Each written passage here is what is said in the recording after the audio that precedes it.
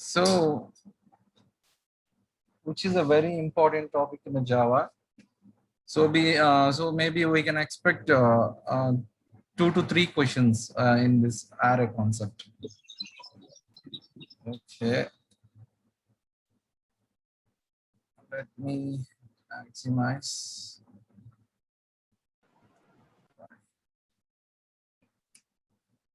So, what is an array? So, according to the Java, an object contains the elements of a similar data type. So each and every time while we are declaring an array, it is essential to mention the data type of that particular array. So if when we mention that an array in a particular data type, each and every element inside that array will be of same data type. So this is a definition of an array. And next, so what additionally we can tell? So the elements of an array are stored in a contiguous memory location. So this is also you have to remember. So initially we spoke about a Java virtual machine. There are, while allocating a memory, Java virtual machine assigns particular tasks to the method area, heap area, stacks, PC registers, and naive libraries. So accordingly, we mentioned that each and every class objects, I mean classes consisting of methods and variables are declared by the, they are assigned by JVM towards a method area in the sense of a class. But when we create an object, it will be inside heap area. So object everything, when we declare any object, it will be stored inside a heap area. Let me annotate. So an array are stored in contiguous memory locations. So when we declare a variable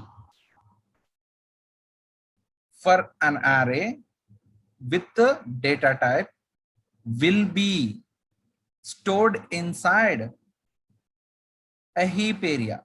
The heap area consisting of an objects, what all we declared inside a class.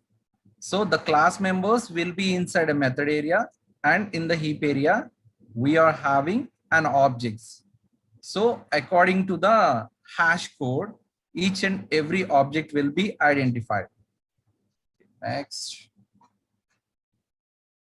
So next, what it is saying. So it is a data structure.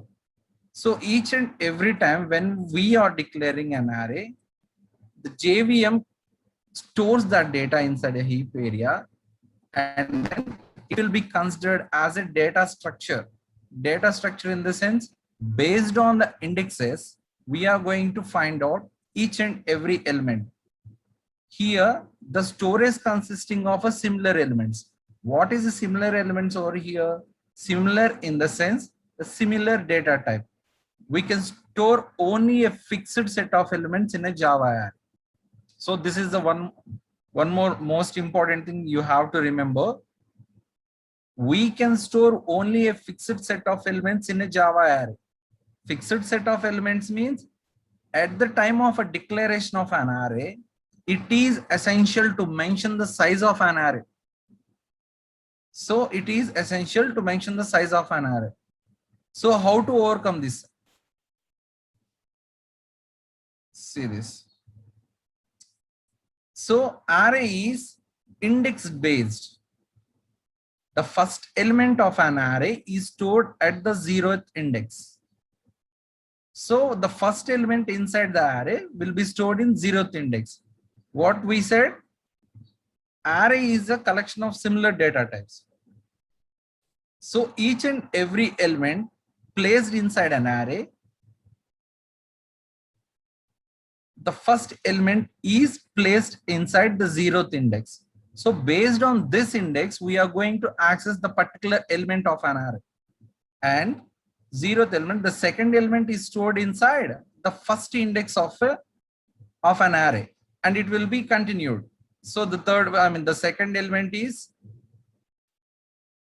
inside the first index and the third element is inside the second index. So it is like -1. So based on the index, we are going to access the elements of an array. So which is like a C or a C++. But here we have to remember one thing. While we are declaring an array, it is essential to mention the size of an array. If you are going to store 5 elements inside an array, sorry, I forgot to record.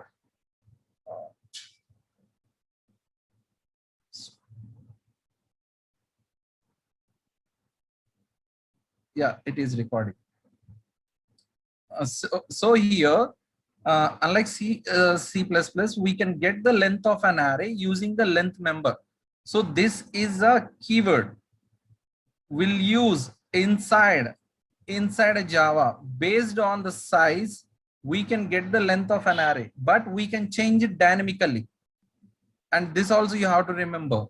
An array consisting of a similar elements, and we have to mention the size of an array at the time of a declaration. Just a second, I will show you in the next slide.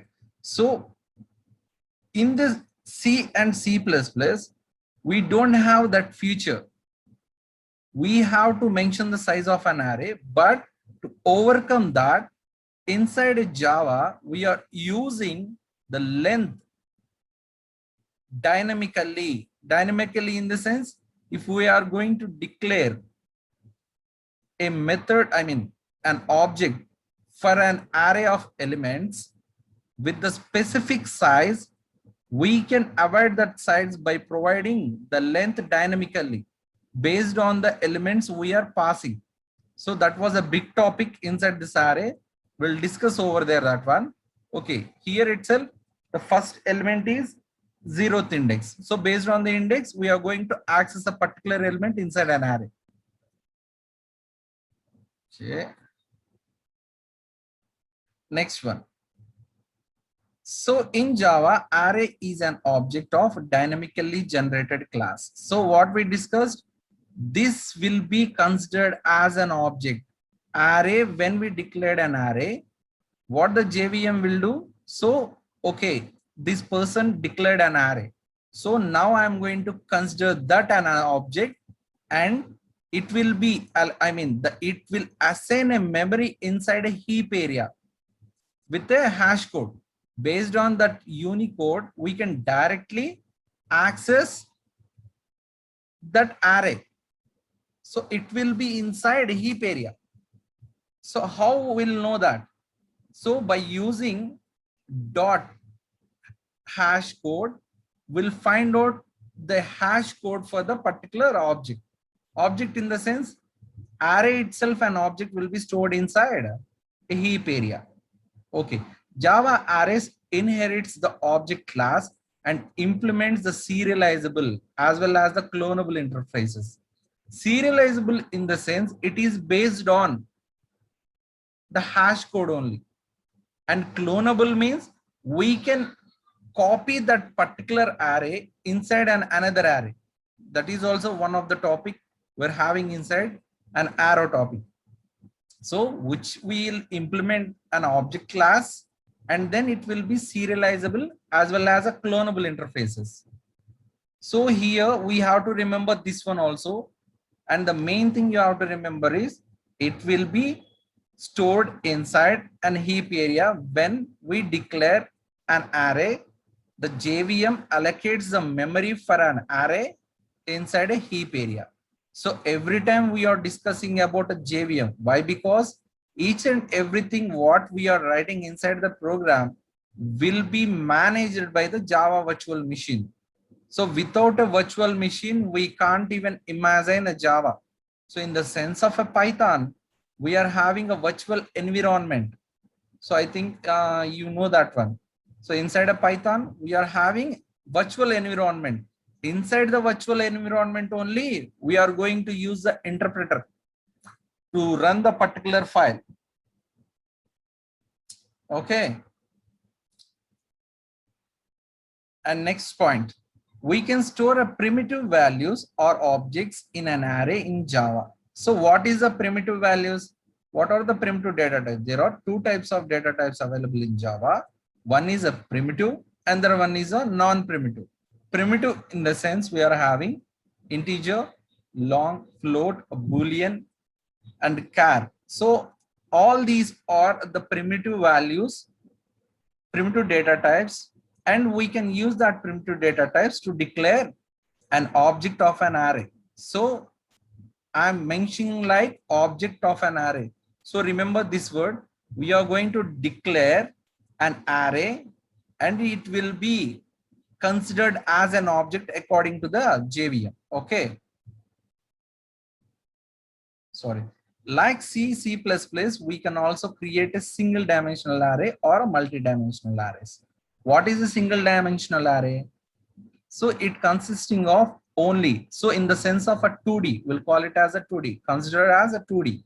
So the dimensions in the sense, if it is consisting of values like from 1 to 10 only, then we'll call it as single dimensional array. So if it is consisting of two closed braces, then we'll identify that particular array as two-dimensional array. More than that, we'll consider as, two or more, we'll consider as a multi-dimensional array based on the braces what we mentioned at the time of a declaration of array. We'll came to know that that particular array is particular dimensional. Okay, how it look like structure. So this is the structure of an array. After the declaration of an array, we'll consider that particular array like this. See this. So these are all the elements. What is the length of an array? It is 5. We'll call it as a size. And now this is the index area. We'll call it as indices. So this is the 0th index. When we declare 1, 2, 3, 4, and 5, the particular element of a the particular element will be stored over here. And the next element will be stored over here. And next over here. So we will call it as index. So all these are based on the indices what we provided at the time of a declaration of array.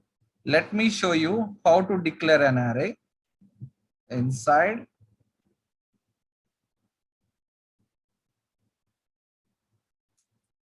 I think I increased the font size of a NetBeans. Is it visible for you? Please comment. If the font size is not enough, I will increase that one.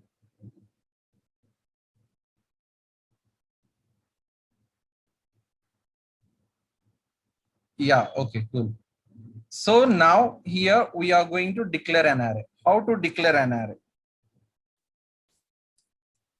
Declaration of an array. So inside this, we are going to consider int. So first we have to mention a closed braces. And now I'm going to take X. This is called a declaration of an array. So how it look like? So initially we are having a data type and there is a braces over here and there should be a space and then the name of a variable, it ends with the semicolon. This is syntax. So this is the syntax for the declaration of an array. Now I'm going to initialize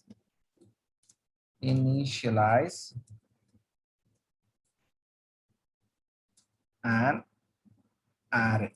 So how to initialize an array? For this, I have to take the variable name, what I declared for an array is equals to, there should be a braces. I'm going to take a values 1, comma, space 2, comma, space 3, and there should be a 4, and there is a 5. So I just, one second. Okay, it's okay, empty statement. So this I mentioned 1 to 5 inside an array. So all these are, this one will be stored inside.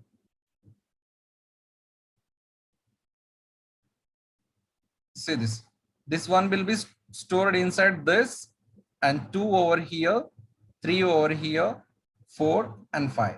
So we can access the particular element available inside this space will be accessed by using the index of an array. Let me share that one.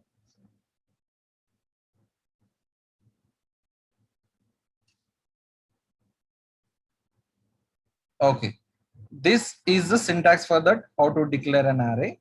And now I just initialize 5 variables over here.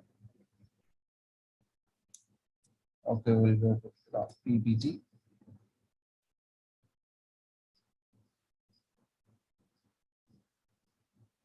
See, next one. So what is the syntax for that? Sorry, here I forgot to mention. Sorry, one second.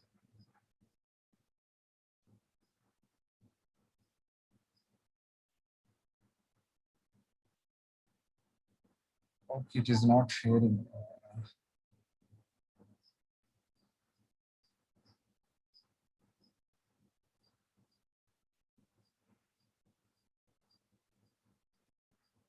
So here we have to mention the size. Okay. Okay, see this. This is the syntax for that. How to declare and initialize an array.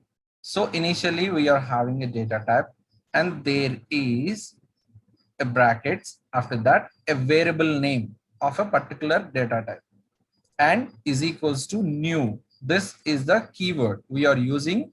So at the time of object creation, we used a keyword called new and the data type, and there should be the size of an array. Okay.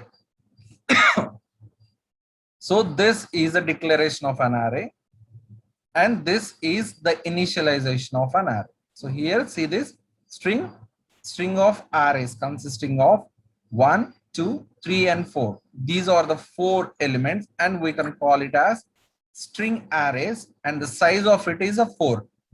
So in the sense of an integer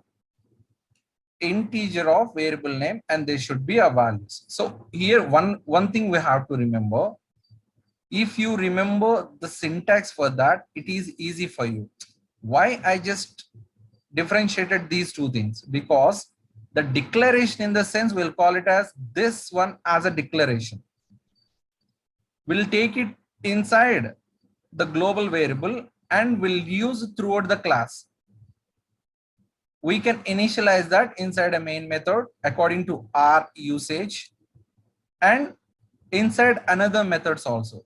So this will be outside the main method, and the initialization is inside the main method or other methods where we are going to use this particular array.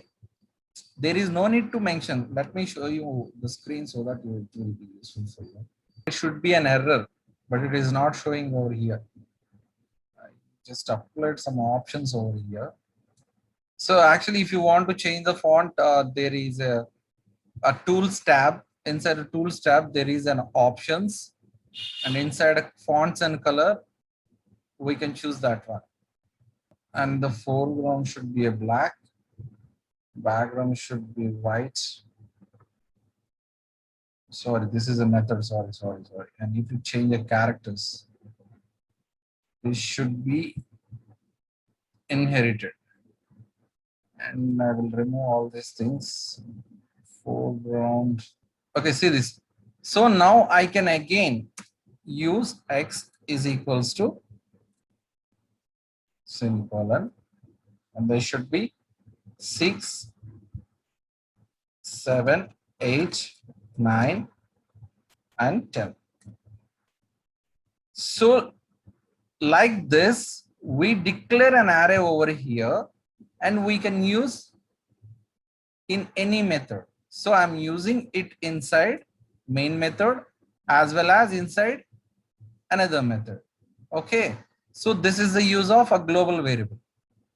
If you mention this particular, if you declare this an array inside this, you can't access it over here. This is called the scope. Already we discussed that. So only the scope of a particular variable will be inside when you declare an array inside this method. So if you declare over here, it will be inside this only. You can't even have a scope to access that particular variable inside the main method. So if you declare over here, you can access anywhere in this class. So remember this one. Again, let me share my screen. Okay, this is the syntax for that. And then we are having a declaration of an array and then the initialization of an array. Remember the names, please. So here the declaration in the sense, this is the declaration of array. Initialization in the sense, we are going to assign a values for the array. For the string variables, I mean for the string values and for the integers also. So based on the integers, all the values inside an array will be of a same data type. This is the definition of an array. So all these values will be of string. Okay, next one. Storage and of arrays. So in arrays or objects, because we are using a keyword and new, we'll call the arrays all as an objects only, and the JVM creates a memory allocation inside a heap area. So arrays are objects. Therefore, just like other objects, arrays are stored in heap area. So JVM knows that if there is a keyword new, please store this all objects inside a heap area. So JVM tells to store all those things inside a heap area. Okay. Next, an array stores a primitive data types or references, or referent types, just like an object. The variable of arrays hold the reference to the array. The same thing. So when we declare an array, let me show you this. When we declare an array, this is the reference to access a particular array. So based on this reference, we are going to call this array from the memory allocation. I mean, memory location having a particular hash code. By using that, we are going to access an object. But based on the reference of an array, we are going to find out the values inside an array. So it is based on the Java virtual machine only. The memory allocation, everything will be assigned by the Java virtual machines to give the runtime output. So at the time of a runtime, we are going to access based on this reference name, okay, which we will call it as a variable name for the particular data type.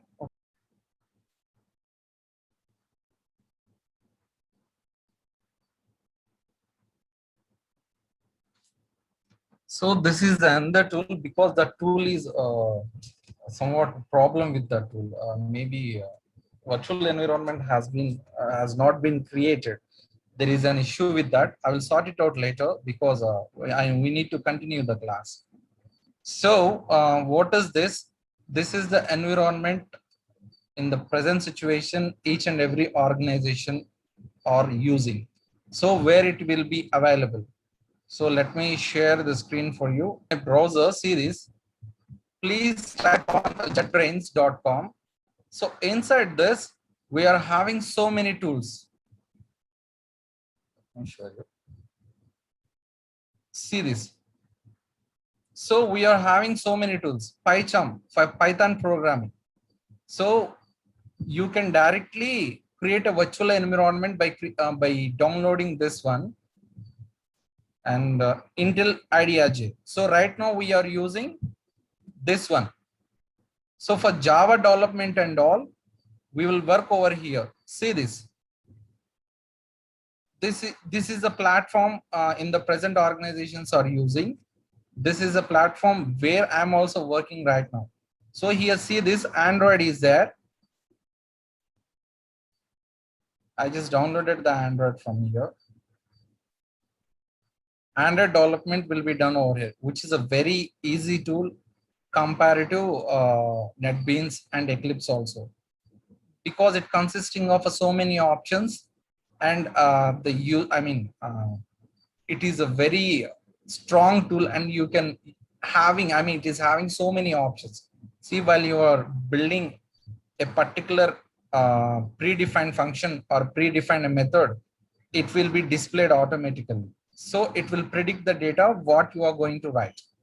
So which is a very useful tool. If required, please download it. It is like jetbrains.com. Okay, remember this one. Let me share my screen. So don't think about all these packages. So this is the package name. Package in the sense the folder. So com is the folder, and CRR is another folder, and info is another folder. So this is a class name.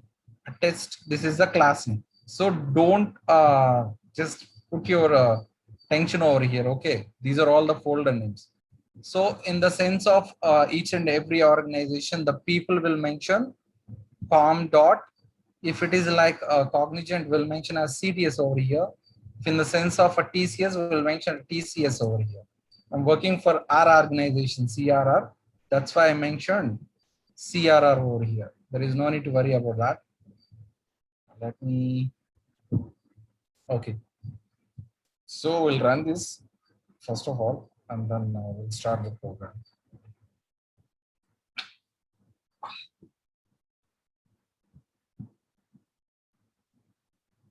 Okay, it's running well. Okay, now I'm going to declare an array.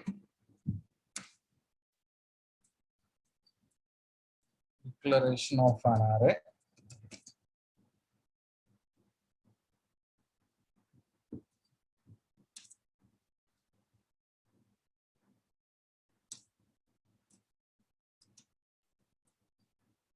Okay, int. I need to mention a is equals to, inside this 1, 2, 3, 4. Okay, as we discussed in the previous class, what is the syntax for each loop? Now I'm going to use a for each loop to access the elements inside an array, and array A. This is the array name A. Okay, let me take the name as a values so that you will get confused with an A itself. Okay, values. So now we are going to discuss the topic called accessing the elements inside an array. So for that, I need to write for loop. So I need to take a data type. So for each and everything, let me write this and then I will explain X, and there should be a colon. And now I have to assign all these values to the particular data type. So here, when we assign the values to this single data type, you can ask like, sir, this is an array and this is a single integer. Then how it is possible all the, array values to the particular integer value? Here we are assigning only a particular element by element. So when I assign a values which is declared inside an integer array, one value will be stored inside this at one time. After the iteration, it goes to 2. So here the values will be iterated one by one. So that's why we are taking integer over here. So remember this one, don't forget this. So if anyone asks like, this is array and you are assigning particular all the values to this, how it is possible? Because this is iterated value, only a single element will be considered. I think you understood this issue, right? So all one by one will be assigned to X. And now I'm going to print system dot out dot println X. Okay. So it is enough for us. So this is a single value. So when the for loop, for each loop has been created and the integer values are assigned to this, one will come over here first and then it will be printed after the iteration, and next index value 2 will assign to X and then it will be printed and so on. So this is the one of the way to access the values of integers inside an array. And now I'm using for loop to access elements. So when it will be useful, and now I'm going to use another way of a for loop to access the element. This will be useful at the time of printing each and every element inside an array. In the sense of accessing a particular element inside an array, it is essential to write the program by using this type of a for loop. So this is a for loop, and now I'm using a, sorry, this is a for each loop, this is a for loop. If you want to access every element inside an array, this is the best way to access all those elements. But you want to access a particular element, this is the way to access that one. Let me declare this, sorry, 0 I less than. Here you have to remember one thing. See this, I less than values dot length. Why I mentioned this? Okay. Why I mentioned this? Because the iteration should be within this range, or else it throws an error. I will show that error to wait. I plus plus. Okay. Now I need to open the brace. Okay, just close the brace. Let me minimize this one. So now I'm going to access a particular element. So this is the right way to access that one. So what is the difference in between these two things? So if you want to write everything inside an array, this is the best way to print. But if you want to access a particular element inside an array, this is the best way to access that one.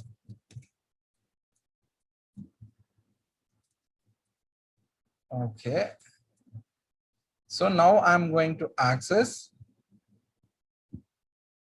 a of, sorry, this is I, right?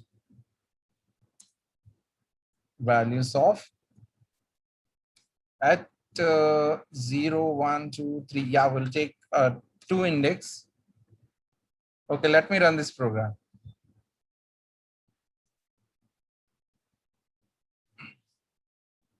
I'll mention this as a for each loop. Okay.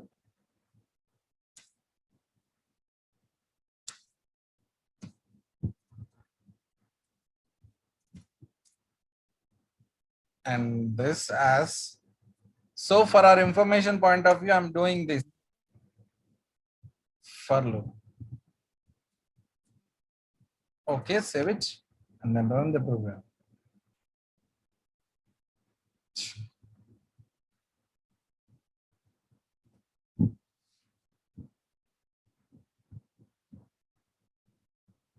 Sorry, because we iterated 5 times, that's why it is showing like this. There is no need to worry.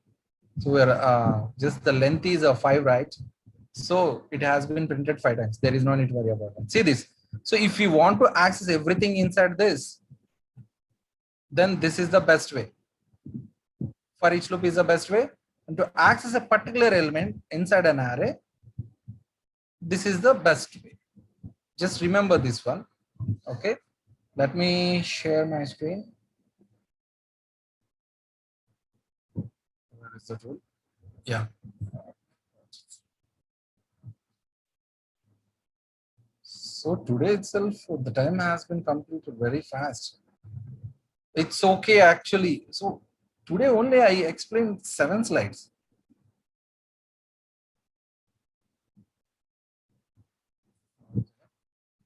Here we are.